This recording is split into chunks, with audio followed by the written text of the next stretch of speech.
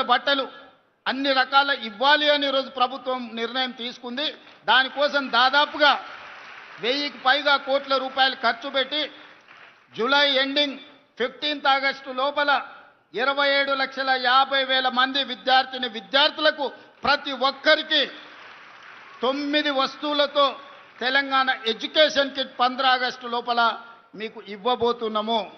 27.5 లక్షల మంది విద్యార్థుల అభిప్రాయం వాట్సాప్లో లోడ్ చేసి మీకు వచ్చిన వస్తువులు బాగున్నాయా బాగలేవా మీ అభిప్రాయాలు చెప్పే విధంగా ఈరోజు విద్యాశాఖను తీర్చిదిద్దుతున్నాం. అందుకే మిత్రులారా, ఎవరైనా మిమ్మల్ని ప్రభుత్వ పాఠశాలలో చదువుకుంటే ఏమవుతారు, గవర్నమెంట్ స్కూల్కి వెళ్తే ఏం కారు కదా అని చెప్తుంటారు. మీరు ఒక్క మాట చెప్పండి, ఆ విధంగా మాట్లాడే బంధువులకైనా మిత్రులకైనా ఎవరికైనా, ప్రభుత్వ పాఠశాలలో చదువుకుంటే తెలంగాణ రాష్ట్రానికి ముఖ్యమంత్రి కావచ్చని నన్ను చూపించండి. నేను ఎక్కడి నుంచో ఊడిపడలే, నేను ఆకాశంలో నుంచి అద్భుతంగా కిందికి రాలే. ఇక్కడనే పక్కలో ఉన్న వనపర్తిలో ప్రభుత్వ పాఠశాలలో చదువుకొని తెలంగాణ రాష్ట్రానికి ముఖ్యమంత్రి అయినా ఇది నాకు గర్వకారణం. 1984 ఎన్నికల్లో నా ఇంటర్మీడియట్ ఫస్ట్ ఇయర్లో ఉన్నప్పుడు డాక్టర్ జిల్లెల చిన్నారెడ్డి గారికి యూత్ కాంగ్రెస్ ప్రెసిడెంట్కి ఎమ్మెల్యే టికెట్ ఇస్తే చిన్నారెడ్డి గారిని గెలిపించండి అని ఈ కొత్తకోట నుంచి మొదలు పెడితే ఈ నియోజకవర్గం మొత్తం గోడల మీద రాసి చిన్నారెడ్డి గారిని గెలిపించండి అని ఎన్నికల్లో ప్రచారం చేసిన నేను. ప్రభుత్వ పాఠశాలల్ని ఎవరైనా చిన్న చూపు చూస్తే వాకిటి శ్రీహరి గారిని, జూపల్లి కృష్ణారావు గారిని, డాక్టర్ జిల్లెల చిన్నారెడ్డి గారిని మీరు చూపించండి.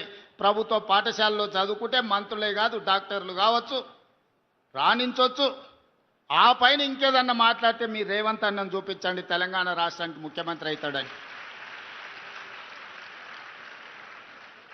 ఈ ప్రభుత్వ పాఠశాలలే తెలంగాణ పునర్నిర్మాణంలో అత్యంత క్రియాశీలక పాత్ర పోషించాలి.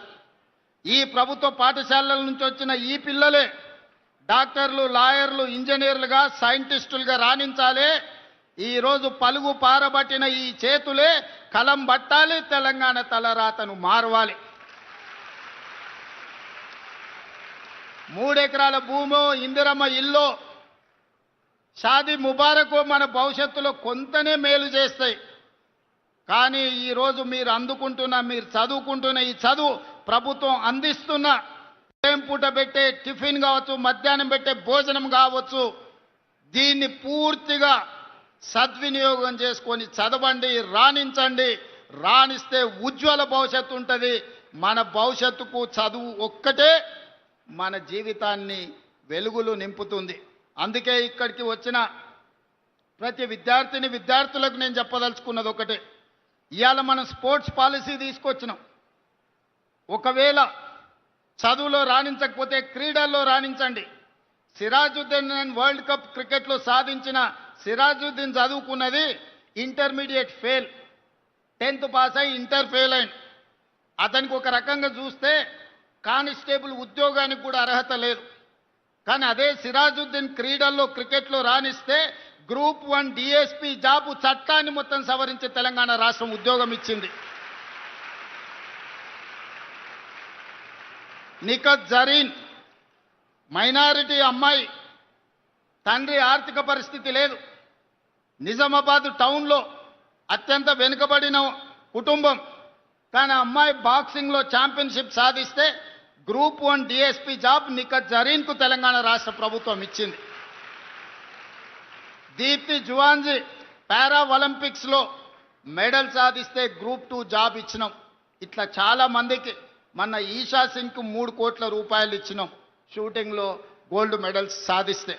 అందుకే గ్రామీణ ప్రాంతాలలో ఉన్న మట్టిలో మాణిక్యాలను క్రీడాకారులుగా రాణించండి. చదువులో రాణిస్తే సరే, చదువు లేకపోతే మైదానాలలో పోటీ పడండి, క్రీడల్లో రాణించండి. మీ భవిష్యత్తుకు నాది హామీ. మిమ్మల్ని తీర్చిదిద్ది మిమ్మల్ని ఉన్నత మార్గాన నడిపించే బాధ్యత తెలంగాణ రాష్ట్ర ప్రభుత్వం తీసుకుంటుంది.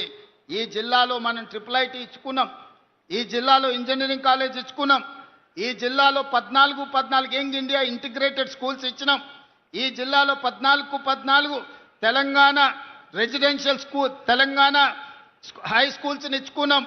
నర్సరీ టు 12th క్లాస్ వరకు బ్రేక్ఫాస్ట్ లంచ్తో పాటు ఒక మోడల్ తెలంగాణలో ఈరోజు ఎడ్యుకేషన్ పాలసీనే మనము ఈరోజు నిర్వహించుకుంటున్నాం. అందుకే మిత్రులారా, విద్యాశాఖ నా దగ్గరనే ఉంది. ఈనాడు ఒక విద్యార్థి మీద రాష్ట్ర ప్రభుత్వం పెడుతున్న ఖర్చు 1,08,000 రూపాయలు. ఇక్కడున్న విద్యార్థులకు ఎవరికి తెలియదు. ఒక్కొక్క విద్యార్థిని మీద ఇక్కడ కూర్చున్న ఆడపిల్లల మీద రాష్ట్ర ప్రభుత్వం పెడుతున్న ఖర్చు సంవత్సరానికి 1,08,000 రూపాయలు ఈరోజు మీ మీద ఖర్చు పెడుతుంది రాష్ట్ర ప్రభుత్వం.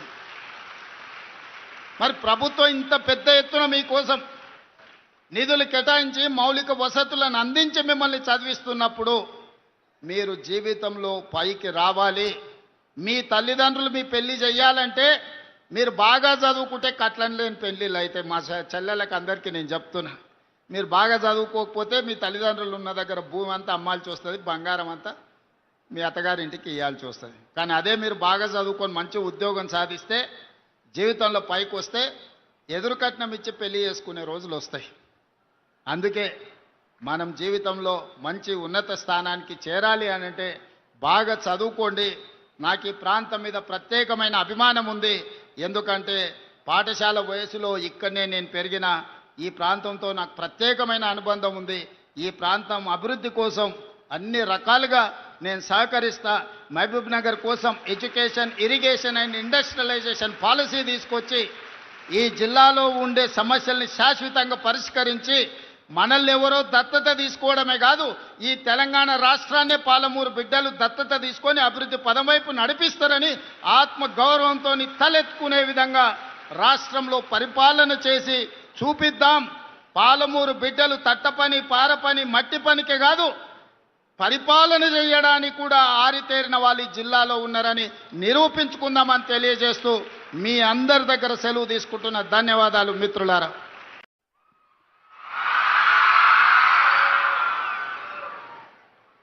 కొత్తకోట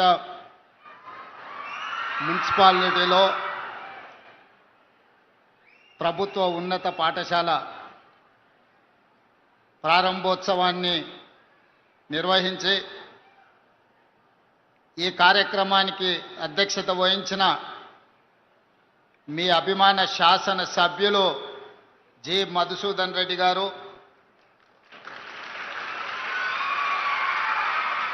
ఈ కార్యక్రమంలో నాతో పాటు ముఖ్య అతిథులుగా విచ్చేసిన మిత్రులు సహచర మంత్రివర్గ సభ్యులు దుద్దిల్ల శ్రీధర్ బాబు గారు, మరో సహచర మంత్రివర్గ సభ్యులు జూపల్లి కృష్ణారావు గారు, ఇంకో సహచర మంత్రివర్గ సభ్యులు వాకిటి శ్రీహరి గారు, Telangana state government planning commission vice chairman పెద్దలు డాక్టర్ జిల్లెల చిన్నారెడ్డి గారు, నాగర్ కర్నూలు పార్లమెంట్ సభ్యులు మిత్రులు డాక్టర్ మల్లు రవి గారు, వనపర్తి శాసనసభ్యులు మిత్రులు మేఘారెడ్డి గారు, మరో శాసనసభ్యులు నాగర్ కర్నూలు డాక్టర్ రాజేష్ రెడ్డి గారు, షాద్నగర్ శాసనసభ్యులు వ్యసనాలకు బానిసలుగా మారి వ్యసన పరుల తెలంగాణగా మారే పరిస్థితులు దాపురించినాయి. అందుకే వీటన్నిటిని దృష్టిలో పెట్టుకొని ఈనాడు ఇక్కడున్న మా టీచర్లకు, నిరంతరం తెలంగాణ ప్రతిష్ట పెంచడానికి పనిచేస్తున్న మా ఉపాధ్యాయులకు ఒక అంశాన్ని నేను గుర్తు చేయదలుచుకున్నా. ప్రభుత్వ పరంగా 26,000 పాఠశాలలు ఉంటే ఈ 26,000 పాఠశాలల్లో 18 లక్షల మంది విద్యార్థులు చదువుకుంటున్నారు. కానీ అదే ప్రైవేట్లో 11,000 పాఠశాలలు ఉంటే 33 లక్షల మంది విద్యార్థులు చదువుకుంటున్నారు.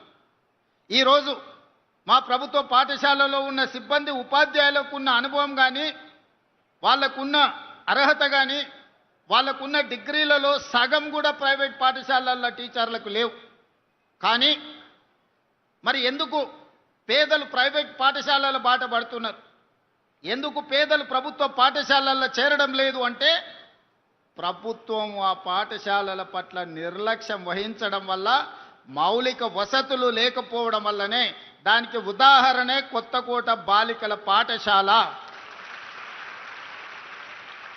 2023 కంటే ముందు ఇక్కడున్న పరిస్థితులు 350 మంది స్టూడెంట్స్ చదువుకునే ఈ పాఠశాల హైవేలో ఉన్న కొత్తకోటలో చైతన్యం ఉన్న కొత్తకోటలో కనీసం పిల్లలను చదివించడానికి తరగతులు గదులు లేకున్నా గొప్ప గొప్ప నాయకులుగా చెప్పుకునే వాళ్ళు, ఇంటి పేరు నీళ్ళని పెట్టుకున్నోళ్ళు, కానీ చదువుల గురించి ఒక్కసారి కూడా ఆలోచన చెయ్యలే.